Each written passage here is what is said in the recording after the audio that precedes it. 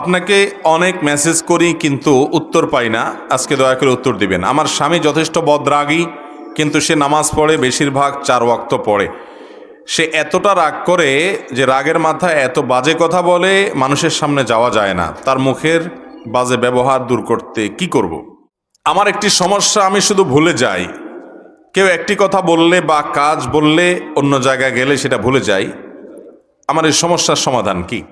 আমি নববিবাহিত যুবক, আমার স্ত্রী মাদ্রাসা পড়ুয়া, নামাজি, পর্দানুসীন। বিয়ের কিছুদিন পর স্ত্রীকে নিয়ে পাশের এলাকা বেড়াতে যাই। প্রতিমধ্যে ঘড়িতে দেখি আসরের ওয়াক্ত শেষ হতে 15 মিনিট সময় বাকি আছে। বাড়িতে গিয়ে ওয়াক্ত পাবো না, তাই বাজারের একটি মসজিদে স্ত্রীকে নামাজ পড়ার কথা বললে সে অসম্মতি জানায়।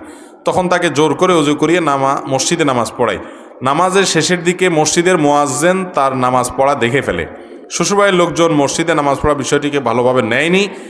এখন আপনি বলুন, আমি কি ভুল করেছি না সঠিক করেছি? স্বামী ঠিকমতো নামাজ পড়েন এবং হাদিস নিয়ে কিছু বললে উল্টাপাল্টা বলেন, এবং বেশিরভাগ তাহাজ্জুদের নামাজ পড়ে। আল্লাহর কাছে বলি, তাহাজ্জুদের নামাজ পড়ে আল্লাহর কাছে বলি, আল্লাহ তাকে হেদায়েত করে, কিছু হেদায়েত করো, কিন্তু কিছু হয় না। এমন কিছু কি আছে যা করলে আমার স্বামীকে আল্লাহ হেদায়েত দান করবেন?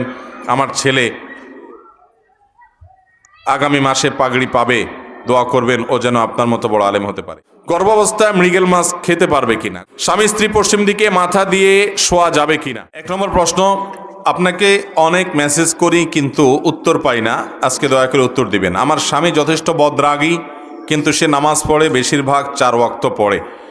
সে এতটা রাগ করে যে রাগের মাথায় এত বাজে কথা বলে, মানুষের সামনে যাওয়া যায় না। তার মুখের বাজে ব্যবহার দূর করতে কি করব। আমার সাথে রাগ করলে ছোটোখাটো ব্যাপারে সে আমাকে 3 তালাক দেয়। আমি তাকে কিভাবে বোঝাবো? আল্লাহ তাআলা মাফ করুন, আমাদের এই বোনের মনের ব্যথা, তার এই কষ্ট আল্লাহ তাআলা দূর করে দিন, আমরা দোয়া করি। দেখুন, এই চিঠি জীবন লিখে পাঠিয়েছেন, তাকে বলবো এবং তার মাধ্যমে অন্যদেরকে বলবো।